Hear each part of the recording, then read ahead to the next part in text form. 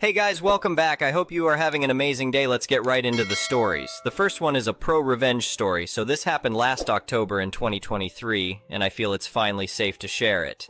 Given the ongoing health concerns at that time, going to campus was still limited, so many classes remained online. As a result, a lot of programs used for coursework, which were only available on PC, needed a remote link for those of us on Macs or other devices. This link connected students to assigned desktops physically on campus through an application like Citrix. It would only allow students onto the desktops when another class wasn't remotely using that lab at the time, and at night when registered classes were done. The on-campus computers would show that their drives were in use, so the students who lived on campus would know that someone was remotely accessing it. I was taking a course in environmental data analysis, which required access to programs such as QGIS, RStudio, and Envy. You can look them up. They were only available on PC, so I, as a MacBook user, needed to use the remote link. The issue started at the beginning of October when I was working on an assignment in QGIS. I was really startled when I was suddenly kicked out, and then furious because I hadn't had the chance to save my latest input. I went back to the web page, re-entered my student credentials, and logged into a different desktop. Not 2 minutes later, I was logged out again. Rightly peeved, I emailed Professor Johnson and the TAs about it and moved on to other homework. I figured it was a bug that would soon be fixed. No, it continued throughout the entire month. I ended up having to work on my remote labs between 9 p.m. and 2 a.m. as I literally wasn't able to work during the day without being kicked off. It was really annoying, especially since I couldn't even work during my assigned lab time. Other students started reporting this, and we'd get a lot of emails from IT, updates, patches, and things like that we had to install to try and fix this bug. And nothing worked. It was painful. I decided that enough was enough and took a train to campus after my online morning classes. If it was going to keep booting me off the remote, then I would just go in person. I completed the online health check, got to campus no problem, and made my way to the building that housed all the PCs. Yes, we have a building that houses all the PCs for computer classes. Anyway, I went up towards the lab that my credentials were registered to. I'm going to be honest, I wasn't expecting what I saw, but I sure was damn pissed. Through the windows into the lab, I saw two guys going from PC to PC, logging students off. At first I couldn't believe it, and then I got furious. They were laughing about screwing with hardworking students. I will call them Tweedledum and Tweedledee. That's when I decided to get some payback. I pulled out my phone and placed it beside the window, partially hidden by the trash bin inside the classroom, recording them and what they were doing. They didn't notice me, thank God, and I got onto my laptop, remote linking to my phone. I then got onto the university social media page and started to live stream the video from my phone. I put a title along the lines of, "Found the bugs kicking students off remote desktop. Video has been deleted and I will explain soon." It didn't take long for fellow students to take notice of it, and it went viral within 30 minutes. Names were soon put out as Tweedledum and Tweedledee were recognized, and there was a lot of hate in the comments. Even campus security replied, asking for the location. I was all too happy to give it. It was then I saw on the stream that Tweedledum pulled out his phone and he started freaking out. He had noticed the stream and that it was live. I quickly rushed to grab my phone and retreat, and that's when Tweedledee rushed out the door and tackled me. We started brawling. It was self-defense as he kept attacking me to grab my phone. And then I saw Tweedledum going for my laptop, which was hosting the stream, which was still being recorded from my phone. So I kicked Tweedledee between the legs while elbowing him in the neck before jumping Tweedledum. To be honest, I don't really know what happened next, but I do remember campus security having to pull me off Tweedledum. Apparently, I had full-bodied tackled him away from my laptop and he punched me in the face, with me apparently grabbing his carry-on bag, bashing him over the head with it, accidentally cracking his laptop. Oops! So anyway, the fight was broken up and we were all taken down to the campus security office. To make a very long story short, I got a relative slap on the wrist for my part of it, had to do some on-campus community service, but my record was kept clean, thankfully. I was not charged for the fight or the laptop as I was able to prove self-defense, and that they hit me first, tried to destroy my property intentionally, which made it worse for them. I was let off on the laptop for a technicality, as I was punched in the face and had no idea that he even had a laptop in his carry-on. Phew. As for Tweedledum and Tweedledee, I was called in to testify at each of their hearings in December. Turns out kicking students off remote links was considered a very grave academic offense, as it was intentional tampering with others' work. The video stream I took was a big part of the evidence against them, and CCTV proved that they had been doing it for weeks. In almost all the computer labs, they had intentionally messed with over 100 students. Adding to attacking me, I had a nice shiner for a month, and my devices, instead of running, they got into pretty hot water. Now, the reason this wasn't discovered sooner was due to the fact that this remote link was new to us, and IT was still working through the bugs.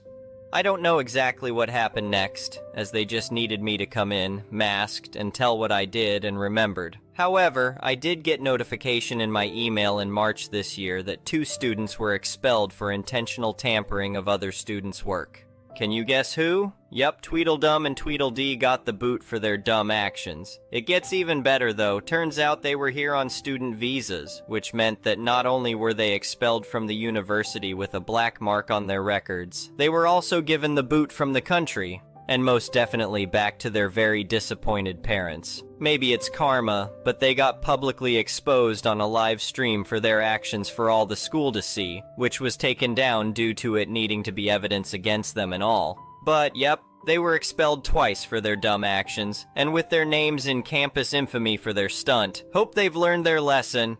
Kept from original post. Edit. Wanted to add that they were actually put on a cargo flight home, as their country wasn't allowing passenger flights. They had to go because without their visas, they were in the country illegally, which would land them in even deeper hot water. The university actually took mercy on them and paid for the flight, and I agree. They may have acted stupid, but that's no reason to have to deal with border security or whatnot. I only know this because I ran into and was able to talk with one of the campus officers who told me what happened when I went in person for a lab this recent September. So, yeah. Those guys had to take a cargo flight home. I think the uncomfortable experience they would have had was enough of a punishment compared to being in lockup until their country's borders opened or until other arrangements could be made. Edit 2. Wow, didn't expect it to blow up like it did. Truly astonishing. Thank you all. Edit 3. Okay, wow, looks like I need to correct some very inaccurate comments. First off, I'm not from Poland. Beautiful place, though. I'm in Canada. That actually exists, and am a former American citizen. Second, I can't say exactly, but Tweedledum and Tweedledee are from East Europe or Asia. I'm not certain.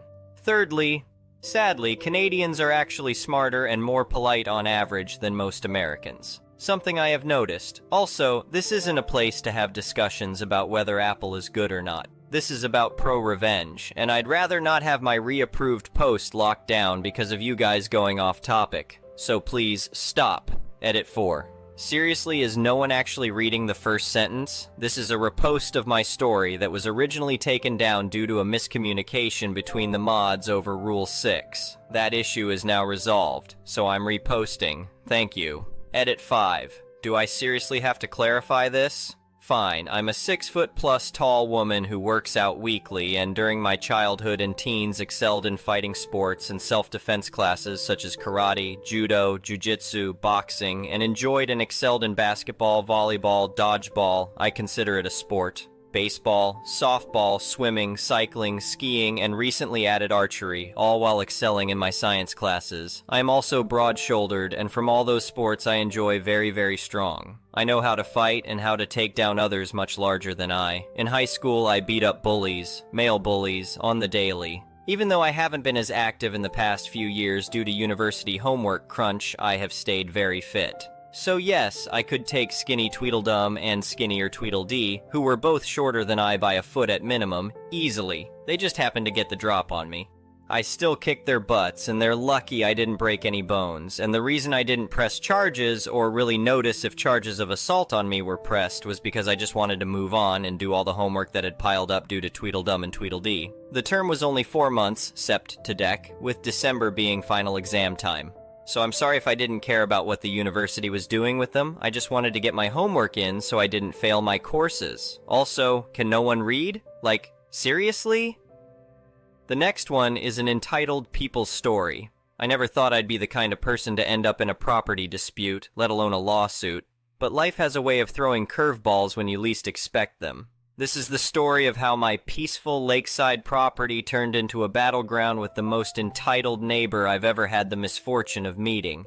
I inherited a beautiful piece of lakefront property from my grandfather. It wasn't much, just a small lot with a modest cabin, but it was my slice of paradise. I'd spend weekends there, fishing off the dock and enjoying the tranquility. That all changed when Karen moved in next door. At first, Karen seemed nice enough. She introduced herself as a recent retiree looking for a quiet place to enjoy her golden years. We exchanged pleasantries, and I thought nothing more of it. Little did I know she had plans that would upend my peaceful existence. One Friday evening, I arrived at the cabin for my usual weekend getaway. As I pulled up, I nearly crashed my car in shock. There, straddling the property line between our lots, was a half-constructed garage. It was an eyesore, blocking my view of the lake and clearly encroaching on my land. I marched over to Karen's house, my blood boiling. When she answered the door, I tried to keep my cool.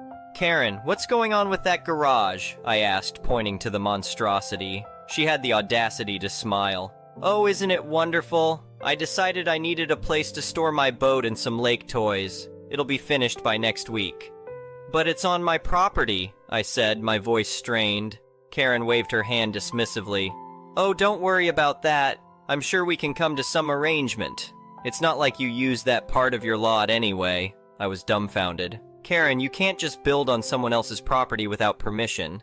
You need to stop construction immediately and remove what's already there." Her smile faded, replaced by a scowl. "Listen here, young man. I've been nothing but nice to you, and this is how you repay me? I'm not removing anything. That garage is staying put, and if you don't like it, tough luck." With that, she slammed the door in my face. I stood there, shocked and angry. I knew I had to do something, but I wasn't sure what. I spent the weekend documenting the construction, taking photos and measurements.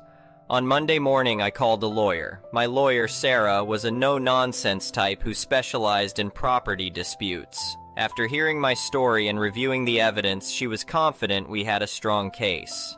"What Karen's done is clearly illegal," Sarah explained. "She's trespassing and violating zoning laws. We'll file a lawsuit and seek an injunction to stop further construction.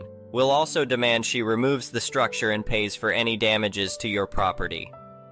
I nodded, feeling a mix of relief and anxiety. I'd never sued anyone before, and the thought of going to court was intimidating, but I knew I had to stand up for myself. We filed the lawsuit, and Karen was served with papers. To my surprise, instead of backing down, she doubled down. She hired her own lawyer and countersued, claiming that I had verbally agreed to let her build the garage and that I was now going back on my word. The months leading up to the trial were stressful. Karen continued construction on the garage, ignoring the cease and desist orders from my lawyer. She also started a smear campaign in the neighborhood, telling anyone who would listen that I was a selfish young man trying to bully a poor retiree.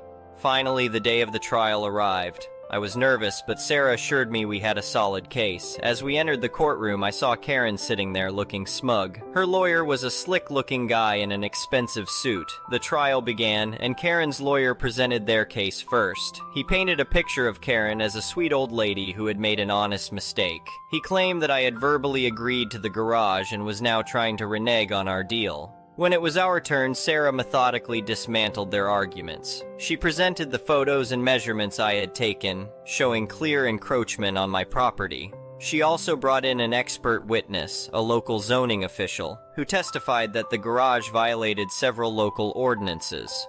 The turning point came when Sarah called me to the stand. I nervously took my seat and swore to tell the truth. "Did you ever give Karen permission to build on your property?" Sarah asked. "No, I did not," I replied firmly. "The first I knew about the garage was when I saw it half-built on my land. Karen's lawyer tried to trip me up during cross-examination, but I stuck to the truth. I could see the judge's expression change as he realized Karen's story didn't add up. The final nail in the coffin was when Sarah presented evidence that Karen had forged a document claiming I had given written permission for the garage. The forgery was amateurish, and Karen's face turned pale when it was shown to the court. After both sides had presented their cases, the judge didn't take long to make his decision. He ruled entirely in my favor. Karen was ordered to immediately halt construction, remove the garage at her own expense, and pay for any damages to my property. She was also fined for the zoning violations and the attempted forgery. As the judge read out his verdict, I felt a wave of relief wash over me. Karen, on the other hand, looked like she had been hit by a truck. She started yelling at the judge, calling the trial a sham and threatening to appeal. The judge warned her to calm down or face contempt charges. Outside the courthouse, Karen tried one last time to intimidate me. "This isn't over," she hissed. "I'll appeal this all the way to the Supreme Court if I have to." Sarah stepped in. "Mrs. Karen, I'd strongly advise against that. You've already lost once, and an appeal would only cost you more money. The smart thing would be to comply with the court's decision and move on." Karen stormed off, leaving me and Sarah to bask in our victory. Over the next few weeks, I watched with satisfaction as the garage was dismantled and removed. My view of the lake was restored, and my property was mine again. The experience taught me a valuable lesson about standing up for myself and not letting others take advantage of me. It also made me appreciate the importance of good neighbors and clear property boundaries. As for Karen, she put her house up for sale not long after the trial. I hear she moved to a condo in the city, where I hope she learned her lesson about respecting other people's property. As for me, I'm back to enjoying my peaceful weekends at the lake, with no garages in sight. The next one is a petty revenge story. This was years ago, but it still brings a smile to face at times. Back in school, a handful of students, including myself, missed a major test due to extracurriculars. The teacher already arranged for us to take the test in a back room during regular class session. There was a guy, let's call him Eric, who was the typical F-boy who behaved like he was all that and a bag of chips. Rude, obnoxious, and didn't once talk to me, until that hour in the testing room. Back in school, I was mostly quiet.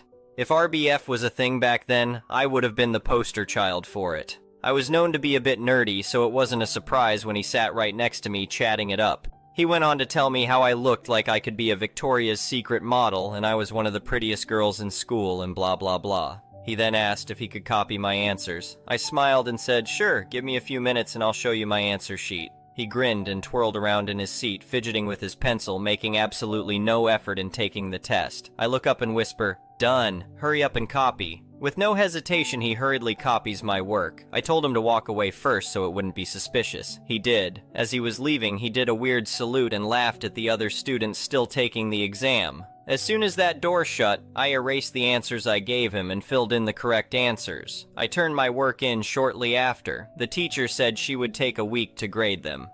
During that week, Eric didn't say hi to me at all. When he did look in my direction, he would elbow to his friend to laugh at me. I couldn't wait until he got his results. The day finally came. The teacher handed us back our graded tests, and the way he stood up, shocked, shouting, "An F?" and ran over to me to see my A+ grade, was chef's kiss. He definitely stopped laughing at me after that.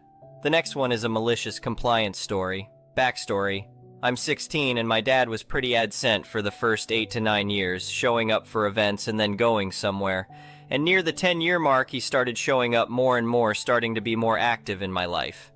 He had other kids from a past relationship, and I still talked to 3 of them, and having one of their numbers, me, my mom, and some family was living with us, had our own place, and he had his own house, living with the younger 2 of the 3 and 2 dogs. But due to some financial difficulties, me and my mom moved in with him. The change was weird, but I was fine. The malicious compliance. Me and him went to go get food at a fast food place. On the drive, he wanted me to call one of my brothers and ask him what he wants. I didn't have that brother's number, so I asked for his phone, so I get his number. He hands it to me, and I look it for and put it in and calls him. He doesn't answer, and I think he most likely doesn't have my number saved either, so I call him on my dad's phone and asks me, "Why are you calling him on my phone? I told you to call him on your phone." I tell him I don't have his number saved, so I thought he doesn't has my number saved. He cuts me off and says, "I don't care. Don't think for anyone. Just do what I say." And so I will. When getting home, he asked me to just feed the dogs, and so I give the dogs their food, closing the dry food bag to not let the food go stale, but leaving door open for the dogs to come in and leaving the wet food container open on the kitchen counter. He sees the doors open and the container and gets mad at me for leaving the doors open and not throwing the container away, and asks me, "Why didn't you close the door and throw it away? You know how I want you to do things." And I told him that, "You told me to just feed the dogs, and I did what you said, and you told me to not think for anyone, and so I didn't." He tells me to forget what he said and to throw the container away, and so I did. The next one is an entitled people's story. Well, folks, it's that time.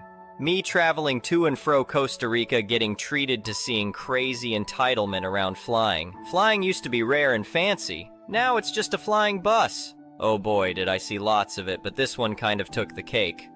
The other day I had a 4-hour international flight to get home. I'd already booked a business class seat. Larger seat equals more comfort instead of being squished together like sardines in main cabin. When I went to pre-board, the gate agent told me she'd move me farther forward. Okay, cool beans, thank you. They wheeled my disabled ass to the door of the plane, and I discovered I was now sitting in first class. Score! I love first class, but it's usually prohibitively expensive, so I rarely buy a first class ticket. The only other person pre-boarding in a wheelchair is sitting just in front of me in first class, and I had just watched her make a huge production of getting aboard, crying, whining, and yelling. I sense she's a tad dramatic because she's only got an over-the-counter not-so-supportive knee support on, no crutches or cane, nothing medical issue that you'd get with a serious knee injury or disease. But whatever, people are entitled to be as weird as they want to be. Once regular boarding started, I got to see my seatmate for the flight, a man with a magnificent quiff of chestnut hair and a man bun and a large beard. He was dressed in old shorts and an old stained tee. I'd watched folks looking like they bathed in hand sanitizer giving him wide berth and a variety of not very friendly looks in the airport waiting room. I'd seen how they were treating him and thought I'd love to know his story, so lo and behold, he's sitting with me just behind yelling knee lady. We settle in, and over wine we start talking. He's a federal and military retiree, just like my husband, and he's traveling around the world, going places that strike his fancy with merely a backpack. We're having a good conversation with a bit of laughing thrown in, but we're speaking at regular conversational level, not loudly at all. We've only been airborne 30 minutes or so when knee lady starts yelling for the flight attendants to move myself and this gentleman because, her reasoning, we were dirty hippies who didn't belong in first class. He and I are looking at each other and laughing at that. We're both post-60, yes, he's dressed very casually but is clean and doesn't smell. I'm wearing an outfit of linen tunic printed in an atoll fabric, black pants, and Birkenstocks. This is an outfit that one of my kids teases me makes me look like I am on my way to teach yoga in Connecticut. Sort of alternative, sort of suburban upper-class lady. Thankfully, the flight attendant had a lot of common sense telling knee lady that she's not moving us anywhere, but she will ask us to pipe down some if that helps knee lady. We both smiled at the attendant, and that she didn't even have to ask, we'll be more quiet. Lunch followed by a nap. When we arrived in Costa Rica, I got to see a Jetway Jesus experience as yelling knee lady was suddenly able to walk without much trouble once her suitcase arrived. I just had to laugh at that as the guys at the airport pushed me out to my car. I swear, I feel so sorry for everyone having to deal with folks like this. Thank you for watching. I would really appreciate it if you could like the video and subscribe to our channel if you haven't already. We'll see you again tomorrow.